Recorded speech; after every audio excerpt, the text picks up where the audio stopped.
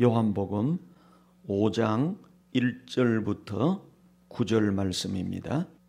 제가 먼저 읽겠습니다. 그 후에 유대인의 명절이 되어 예수께서 예루살렘에 올라가시니라.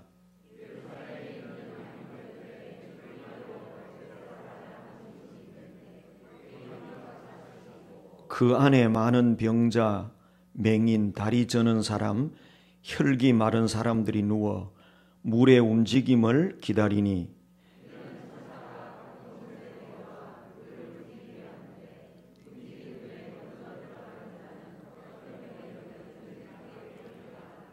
거기 38해 된 병자가 있더라.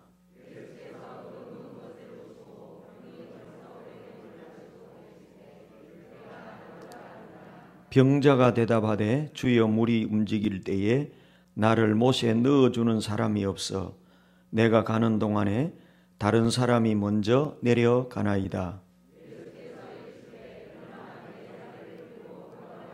다 같이 그 사람이 곧 나아서 자리를 들고 걸어가니라. 이날은 안식일이니. 아멘. 오늘 본문의 말씀으로 베데스다 연못가의 기적이라 하는 제목으로 은혜를 나누고자 합니다. 누가 주님의 기적을 경험할 수 있겠습니까? 결론을 말하면 주님의 마음을 움직이는 성도입니다. 예수님 당시에 베데스다라고 하는 연못이 있었습니다. 위치는 예루살렘 양문 곁이었습니다. 양문이라고 하는 것은 양들이 드나드는 물입니다. 예루살렘 성 가운데 문이 몇 개 있었는데 양들이 드나드는 양문 가까운 곳에 베데스다라고 하는 연못이 있었습니다. 뜻은 자비의 연못이다. 특징은 신기하고 신비한 연못입니다. 어떤 신비가 있었습니까? 가끔씩 천사가 내려오는데 그때 물이 빙빙 돌게 됩니다. 그때 누구든지 어떤 병에 걸렸든지 처음 들어가는 사람은 깨끗이 낫는 연못이었다. 소경이 눈을 뜨고 나병 환자가 깨끗해지고 안전병이가 일어나는 그런 기적이 일어나는 연못이었다고 하는 것입니다. 오늘 예수님께서 이 베데스다 연못에 가셔서 38년 된 병자를 고치는 이야기가 본문입니다. 그런데 이 신비한 베데스다 연못이 지금도 있는가? 지금은 없습니다. 제가 성지순례를 가서 베데스다 연못에 가봤는데 그 베데스다 연못은 옛날 예수님 당시의 베데스다 연못이 아니고 인공으로 베데스다 연못을 만들어 놓았는데 가짜 베데스다죠. 능력도 없고 효험도 없는 그런 연못이었습니다. 그런데 예수님께서는 영적으로 우리에게 말씀하고 계세요. 지금도 베데스다 연못이 있다. 주님 어디에 있습니까? 없습니다. 아니야. 지금도 베데스다 연못이 있다. 어디에 있습니까? 주님께서 말씀하십니다. 베데스다 연못이 무슨 의미냐? 베데스다 연못은 메시아가 앞으로 와서 할 일을 예표적으로 보여주고 있는 것이다. 무슨 일을 하느냐? 치료의 역사, 구원의 역사를 메시아가 앞으로 이룰 것이다. 이것을 예표적으로 보여주고 있는 연못이다.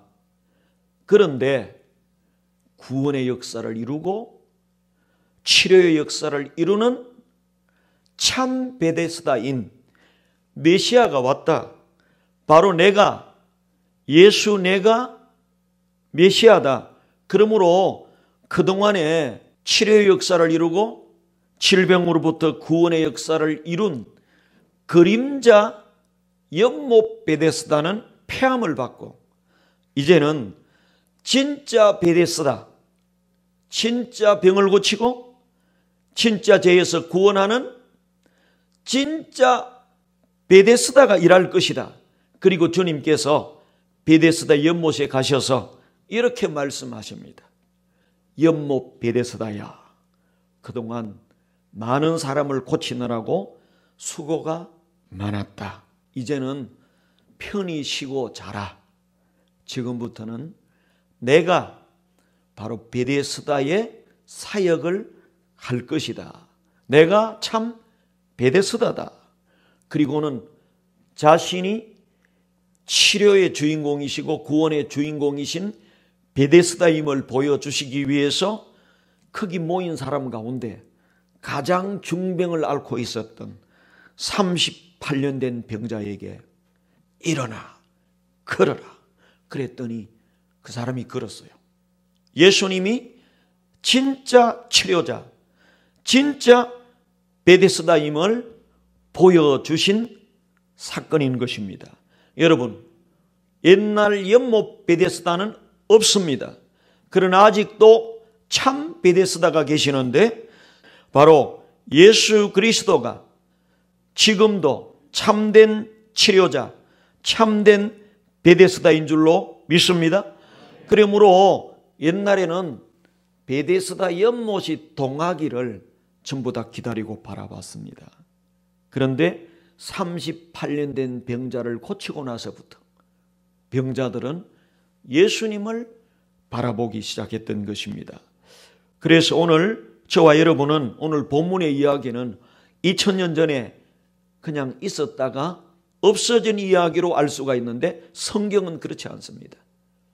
오늘 우리를 위해서 기록된 말씀이고 하나님은 어제나 오늘이나 영원토록 동일하신데 오늘도 참된 베데스다이신 예수님의 마음을 움직이기만 하면 동일한 기적의 역사가 일어날 수 있는 줄로 믿습니다. 그런데 예수님이 참 베데스다라면 내가 예수님께 수없이 기도했는데 왜 기적이 나타나지 않습니까? 왜 치료 역사가 나타나지 않습니까? 이렇게 말하는 사람이 있는데 성경이 대답하고 있습니다. 연못 베데스다와 참 베데스다이신 예수님은 공통점이 있어요. 유사한 점이 있습니다. 뭐냐? 연못 베데스다는 항상 병자를 고친 게 아니에요. 언제 고쳤느냐? 하늘에서 천사가 내려올 때, 연못이 동할 때, 그 연못의 물이 움직일 때, 그때 처음으로 들어가는 사람이 나았다. 그랬습니다. 동일합니다. 참 베데스다이신 예수님도 우리가 교회 나오고 기도하면 다 병을 고치는 게 아니라 우리의 기도가, 우리의 예배가, 우리의 헌신이 주님의 마음을 움직여서 베데스다 연못이 움직인 것처럼 주님의 마음을 움직일 때 기적이 일어나는 줄로 믿습니다. 자, 그러면 여러분 한번 점검해 보세요. 여러분은 그동안 수없이 많은 예배를 드렸습니다. 수없이 많은 찬양을 드렸습니다. 수없이 많은 새벽 기도도 드렸습니다.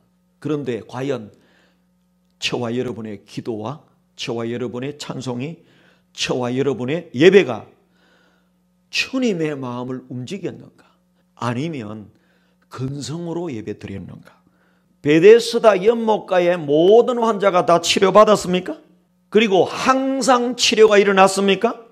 아니요. 연못이 뭐할 때? 동할 때. 오늘요, 베데스다 연못에 반복되는 단어가 물이 동할 때, 물이 동할 때. 그런데 베데스다 연못은 오늘날 누구를 상징하느냐? 예수 그리스도가 참된 연못이에요. 참된 베데스다예요. 그럼 뭡니까? 우리의 예배가 예수님의 마음을 감동시키고 우리의 예배가, 우리의 찬송이, 우리의 기도가 예수님의 마음을 움직일 때 동일한 기적이 일어나는 줄로 믿습니다. 오늘 이 자리에 있는 여러분들은 참된 예배를 드리고 예배 후에 눈물과 감격과 기쁨을 주체할 수 없는 그리고 몸의 치료가 일어나고 여러분의 사업터의 치료가 일어나고 회복이 일어나고 가정의 자녀들이 변화되고 남편이 변화되고 이런 기적들이 일어나기를 주님의 이름으로 축원합니다. 왜 베데스다에 수많은 사람이 고침을 못 받았습니까? 형식적이고 근성으로 참여했기 때문에 그렇습니다. 이제 저와 여러분은 예배 시간마다 새벽 기도 시간이든 수요 예배든 주일 예배든 여러분의 예배와 찬송 가운데 하나님의 마음을 움직이는 예배가 되기를 바랍니다. 주님의 마음을 동하게 하기를 바랍니다. 그때 이미 기적은 일어납니다. 지금도 치료 역사 일어납니다. 지금도 기적은 일어날 줄로 믿습니다. 자, 그러면 어떻게 하면 예수님의 마음을 움직일 수 있습니까? 첫째는요, 진심으로 찬양할 때 주님의 마음이 움직입니다. 그냥 찬양을 10,000번 해도 주님은 감동하지 않습니다. 그래서 찬송도 3가지가 있어요. 마당의 찬송이 있습니다. 성소의 찬송이 있습니다. 지성소의 찬송이 있습니다. 마당의 찬송은 그냥 노래하는 거예요. 성소는 그냥 자기 기쁜 거예요. 자기 감정에 도취되어 있어요. 지성소의 찬송은요, 성령이 임재해서. 그러면요, 지성소의 찬송을 하면 첫째, 자기가 은혜를 받아요. 두 번째는 듣는 사람이 은혜를 받아요. 세 번째는요, 하나님이 감동해요. 그때 기적이 일어나는 줄로 믿습니다. 저와 여러분이 진실로 찬송하고 주님의 마음을 움직이는 찬송을 해야 될 줄로 믿습니다. 사도행전 16장에 사도 바울이 감옥에 갇혔어요. 그때 사도 바울이 원망 불평하지 않고 영으로 옥중 찬송을 합니다. 여러분, 고난 속에서 찬송하는 찬송, 진심으로 하는 찬송, 거기에 역사가 일어나는데 오늘날로 말하면 아마 사도 바울이 이런 찬송을 했을 거다 생각이 돼요. 주 안에 있는 나에게 딴 근심이 있으랴. 그리고 내 주를 가까이 하게 하면 십자가 짐같이 고생이나, 아마 이런 찬송을 했을 것 같은데 사도 바울이 참 영으로 진심으로 감옥 속에서 찬송했는데 참 주님이 볼 때 가슴이 아픈 거예요. 저 친구가 나 때문에 옥에 갇히고 거기서도 원망불평하지 않고 나를 찬송하다니 주님의 마음이 움직인 거예요. 그래서 옥문이 열리고 자유의 몸으로 이런 기적이 일어났다. 사도 바울의 옥중 찬송. 여러분, 우리가 찬송을 바로 하게 될 때 사탄 귀신이 떠나가고 자유의 몸이 되고 병이 치료받는 역사들이 일어날 줄로 믿습니다. 이제 오늘날도 베데스다의 기적은 일어납니다. 찬양할 때 일어나는데, 진심으로 찬양할 때 우리의 찬양이 주님의 마음을 움직일 때 하늘 문이 열리고 치료의 역사, 기적의 역사가 일어날 줄로 믿습니다. 두 번째, 간절한 기도가 있을 때입니다. 베드로가 감옥에 갇혔을 때 교회가 간절히 기도했어요. 그랬더니 옥문이 열리는 기적이 일어났다. 주님의 마음을 움직이는 기도를 해야 됩니다. 제가 예를 몇 번 들었는데 한국유리의 최태섭 회장님 작은 회사를 할 때 공장에 불이 났어요. 그때 절망하거나 이제는 끝났다, 죽었다 그렇게 말한 게 아니라 주님, 공장이 활활 타오르는 것처럼 내 영혼에 성령의 불이 활활 타오르게 하여 주시옵소서. 나는 이분의 이 기도를 그럴 때마다 은혜가 되는 거예요. 그 고난의 때에 주님 앞에 원망불평하지 않고 감사의 기도를 하고 오히려 성령의 불이 타오르도록 기도한 그 기도를 주님이 듣고는 감동한 거예요. 저 친구가 회사가 다 불타 없어지는데도 나를 원망하지 않고 나를 의지하고 성령의 불을 태워달라고 기도하는구나. 주님이 막 감동을 하고. 그래서 거지가 된 최태섭 집사를 하나님이 복을 주셔서 한국 최고의 유리공장 회장으로, 한국유리 회장으로 세워주신 거예요. 여러분, 옥문을 열어 제끼는 기적이 일어나는 기도의 주인공들이 되기를 주님의 이름으로 축원합니다. 감사를 드릴 때도 주님의 마음을 움직이는 감사를 드려야 돼요. 솔로몬 왕이 1000번째 큰 감사를 드렸습니다. 하나님이 감동했어요. 그래서 뭐라 그럽니까? 내가 너에게 뭘 줄꼬? 저 아무것도 필요 없습니다. 그래도 구해라. 지혜를 주세요. 주님이 지혜와 부귀와 영화를 다 주셨다. 주님의 마음만 움직이면 주님이 여러분의 가정과 우리 교회에 다 주실 줄로 믿습니다.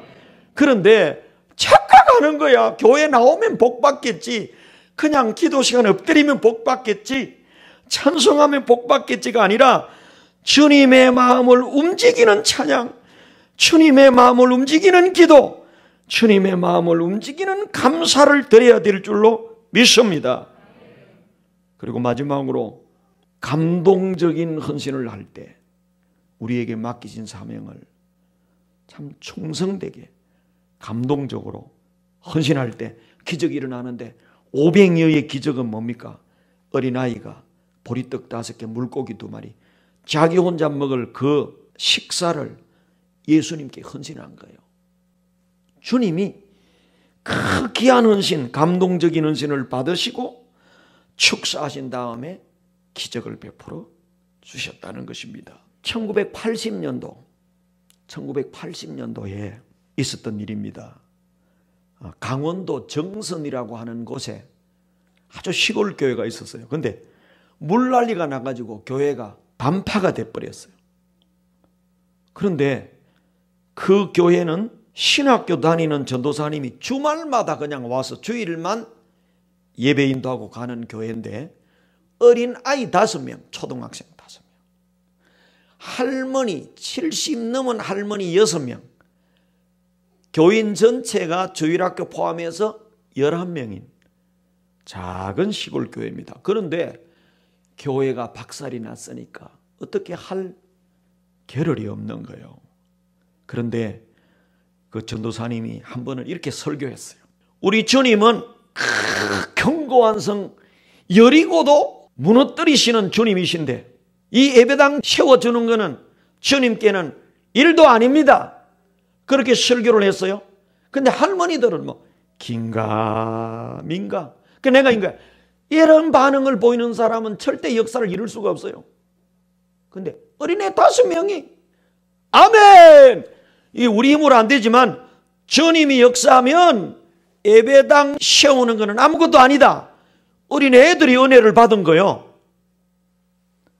설교를 마치고 이 전도사님은 서울로 버스를 타고 신학교 가기 위해서 정류장으로 가는데 애들이 그날 은혜를 받고 전도사님을 따라와서 전도사님, 우리 교회를 세우는데 우리가 어떻게 해야 되겠습니까? 전도사님께서 500여의 기적에 나오는 대로 그 어린아이가 헌신한 것처럼 너희도 헌신을 해라. 그러니까 이 아이들이 큰알보로 가가지고 저금통을 다 깨가지고 그 돈을 모아서 맨 소재지로 가가지고 맨 소재지에서 시멘트를 5푸대 샀어요. 그리고는 예배당에 갖다 놨어요.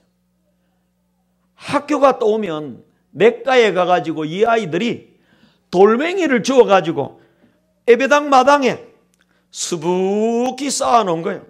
그리고는 반파된 예배당에서 기도합니다. 하나님, 예배당 세워주세요. 예배당 세워주세요. 500여의 기적의 주인공 어린아이처럼 기도하는 거예요. 할머니들이 야 이놈들아 그런지 그만해라. 시멘트 5푸대하고 돌 한 무더기 가지고 예배당을 지을 수 있는 줄 아느냐. 그런데 이 아이들은요, 학교 갔다 오면 돌멩이 주워가지고 마당에 돌멩이를 쌓아놓고 하나님 예배당 주세요, 예배당 주세요 기도합니다. 그 어린 아이들의 감동적인 기도와 헌신이 주님의 마음을 움직인 거예요. 어느 날 서울 영락교회 권사님이 강릉에 피서를 갔다가 돌아가는데 영동 고속도로가 너무 막히는 거예요. 그래가지고 정선 시골길로 돌아서 서울로 가자, 그렇게 마음을 작정하고 정선 시골길로 들어섰어요. 그래서 운전을 하고 가는데 한참 가다 길을 잃어버린 거예요. 길을 잃었는데 차가 가는 대로 막다른 골목까지 갔더니 예배당이 반파된 그 교회 마당에 도착하게 된 거예요. 여러분, 누구의 역사죠? 하나님의 역사가 얼마나 놀라운지 여러분 한번 보십시오. 그런데 그 마당에 보니까 예배당이 반파되어 있고 마당에 돌무더기가 쌓여 있고 어린애 5명이 그 부서진 예배당에서 기도를 하고 있는 거예요. 어린애들이 기도한다는 것만 해도 신기한데 그 기도를 들어보니까 하나님, 우리 부서진 예배당 주세요. 하나님이 하시면 그 견고한 성 여리고도 무너뜨리신다고 했는데 하나님이 예배당 짓는 일 아무것도 아닙니다. 예배당 주세요. 기도하고 있는 거예요. 이 권사님이요, 그 기도를 듣고 감동을 받은 거예요. 그래가지고 약 40년 전에 2천만 원을 그 교회에 헌금했는데 지금 돈으로 2억이에요. 2억을 헌금해가지고 그 예배당을 깨끗하게 졌어. 할렐루야! 이 일이 있게 되니까 그 마을의 사람들이 깜짝 놀란 거예요. 하나님이 살아계신다? 어린애들이 미친 짓 하는 줄 알았는데 그 아이들의 기도를 들어주셨구나. 하나님 살아계시는구나. 그리고는 마을 어른들이요, 마을에 사는 사람 절반 가까이가 교회로 다 나와버렸어요. 그리고 그 교회가 튼튼하고 건강한 교회가 됐어요. 할렐루야! 여러분, 이런 기적이 오늘날도 일어나는 줄로 믿습니다. 이 간증을 읽으면서 그래! 이게 현대판 500년의 기적이고 현대판 베데스다의 기적이다. 여러분, 사람의 마음을 감동시켜도 기적이 일어나는데 사람이 하나님의 마음을 감동시키면 더 큰 기적이 일어날 줄로 믿습니다. 옆 사람 인사하세요. 기적의 주인공이 됩시다. 주님의 마음을 감동시킵시다. 할렐루야. 우리 주님은 능력의 주님이십니다. 어떤 병자도 고치십니다. 어떤 사업의 어려움도 회복시켜 주십니다. 어떤 교회도 부흥시켜 주십니다. 그런데 주님의 마음을 움직여야 돼요. 우리가 진심으로 예배하고 진심으로 찬양하고 진심으로 기도하고 진심으로 주님의 마음을 감동시키는 헌신을 할 때, 김성감 목사의 헌신이, 부목사들의 헌신이, 여러분들의 신방이, 여러분들의 물질 헌금이 주님의 마음을 움직이면 오늘도 기적은 일어납니다. 기적의 주인공이 되기를 주님의 이름으로 축원합니다.